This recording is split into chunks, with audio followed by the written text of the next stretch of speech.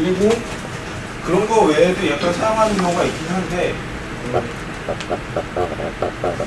뭐라고 해야 되나 약간 GPIO 같은 걸 만약에 사용하신다고 GPIO가 제너럴 퍼포스 IO라고 해가지고 하이 로우 신호를 내보낼 수 있는 PD거든요.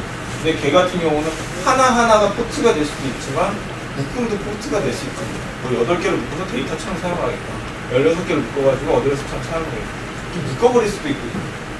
그러니까 그런 경우에는 좀 구번을 활용을 잘 하셔야 돼요. 그래야지. 그리고 아니면 아예 다 각각의 포트에 대해서 주번으로 줄 수도 있거든요.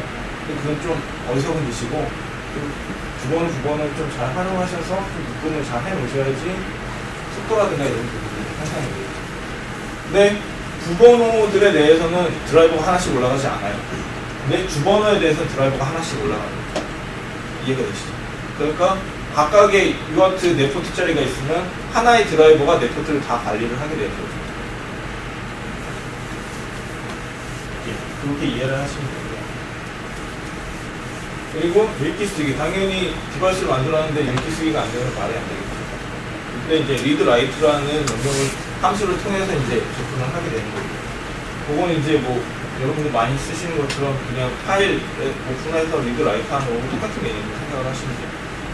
단 그 파일에서 안 쓰는 개념이 이제 제어라는 개념이에요. 그러니까 얘는 디바이스다 보니까 하드웨어를 컨트롤할 일이 생긴단 말이에요. 예를 들어서 시리얼 같은 걸 사용하신다고 그러면 시리얼의 통신 속도가 9600만 쓰는 건 아니잖아요. 그러니까 디폴트는 9600에 이니셜라이즈 작업을 할 때 9600을 기본으로 해서 이니셜라이즈 작업을 해요. 하지만 여러분들 사용하실 때는 125,200 같은 통신 속도를 사용하시게 돼요. 그렇죠?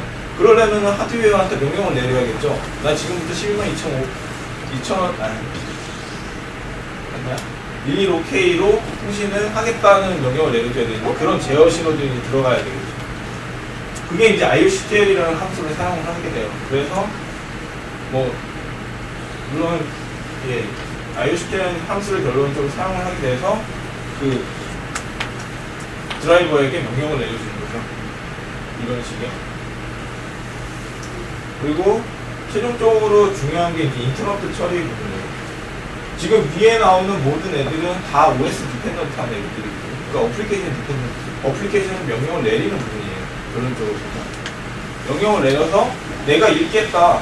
그러면은 내가 읽겠다는 신호를 줘서 드라이버에서 있는 버퍼에 쌓여져 있는 데이터를 읽어오는 거고 쓰겠다 그러면 내가 쓰는 거고 제어 신호는 내가 주는 거잖아요. 그러니까 어플리케이션은 명령을 내리는 형태란 말이에요. 근데 디바이스 같은 경우도 자기가 무슨 얘기를 하고 싶을 때가 있을 거 아니에요.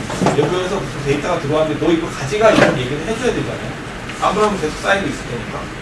그러니까 결론적으로 따져서 인터럽트는 디바이스가 어떤 커널에게 대화를 요청할 수 있는 통로가 되는 거예요. 그래서 그게 인터럽트 신호가 되는 거고 디바이스는 인터럽트라는 신호선을 통해서 커널에다가 드라이버에다가 자신이 뭐 어떤 상태라는 거를 에러가 났다든가 뭐 이런 상태라는 것들을 알리기 위한 통로가 되는 거죠. 그래서 인터럽트가 뜨게 되면은 드라이버에서 인터럽트 서비스 루틴이라는 부분으로 점프를 하게 돼요. 그래서 그 부분을 이제 스윙을 하게 되는 거죠. 요 기본 구조만 파악을 하고 가시면은 돼요. 그러면 기본적인 드라이버를 작성하실 수가 있어요.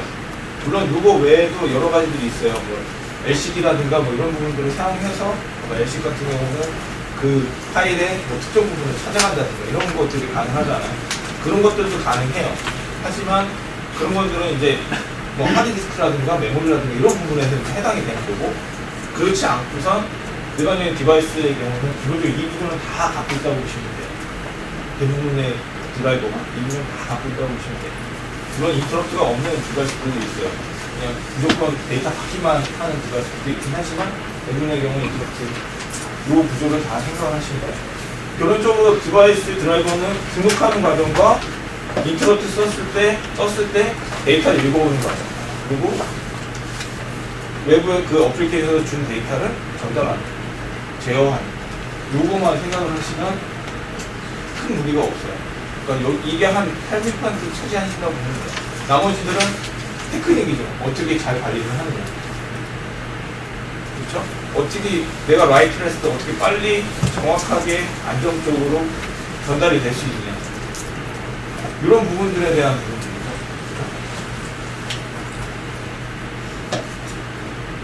자, 제 드라이버에 대해서 대략적으로 어떤 기능을 하고 어떻게 조작을 하는지 간단하게 설명을 드렸어요.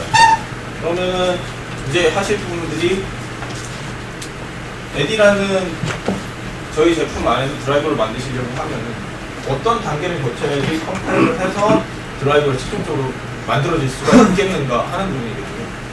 그렇죠? 제가 건너뛴 거 있나요? 예. 다들 좀 약간 멍한 분위기여서 예.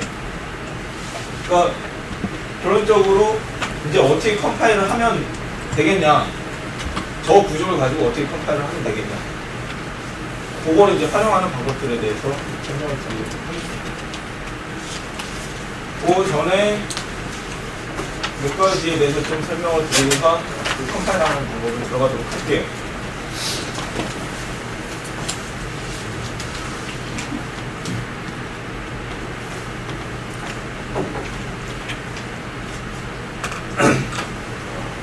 지금 이건 현재 에디에 포팅되어 있는 드라이버들입니다.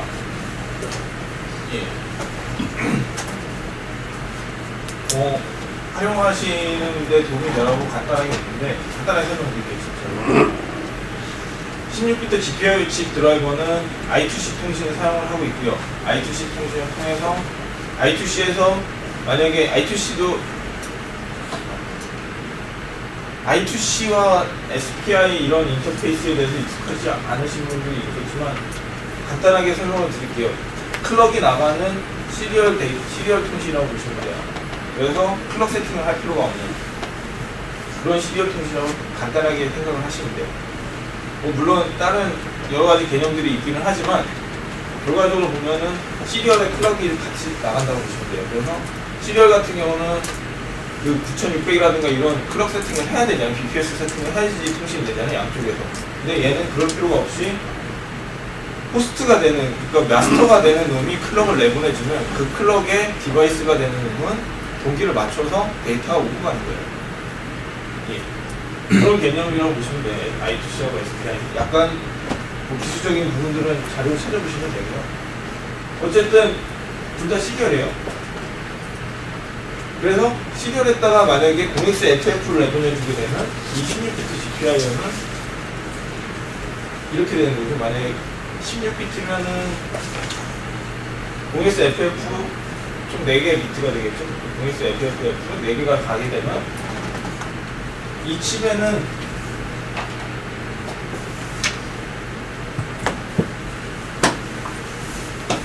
I2C 라인이 있고 이쪽에 이렇게 쭉 해서 0부터 15까지 GPIO 라인이 이렇게 연결되어 있어요. 그래서 I2C 라인을 통해서 I2C 드라이브인데 TRX하고 클락이 나가게 돼요. 그러니까 클락 신호가 나가고 데이터는 한 라인을 통해서 RX, TX가 동시에 일어나고, 아니 동시에는 아니고 TX가 되거나 아니면 RX가 되거나 둘 중에 하나죠. 어쨌든 데이터가 0xFF가 나가고 0xFF가 나가고 시리얼이라고 했으니까 뭐 이렇게 나가겠죠. 한 번에 8비트씩 나가면 이쪽에는 다 1이 뜨는 거예요. 다 하이 신호가 나가죠. 그리고 다 0이 되면 다 0이 되고 0001이 되게 되면 여기만 1이 뜨고 다 1이 되고 이런 식의 칩이에요. 간단하게 설명을 드려요.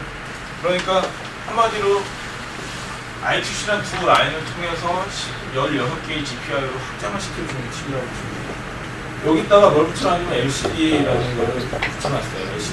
LCD는 지금 20핀인데 결론적으로 따지면 저것도 GPIO를 사용해서 데이터를 보내주면 그 데이터를 써주는 거거든요.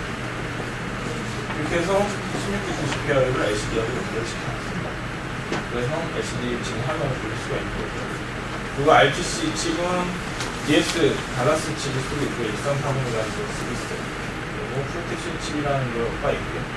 이거는 복제 관계 칩입니다. 여러분들이 혹시라도 저희 회사 AD CPU를 복제를 하실까봐.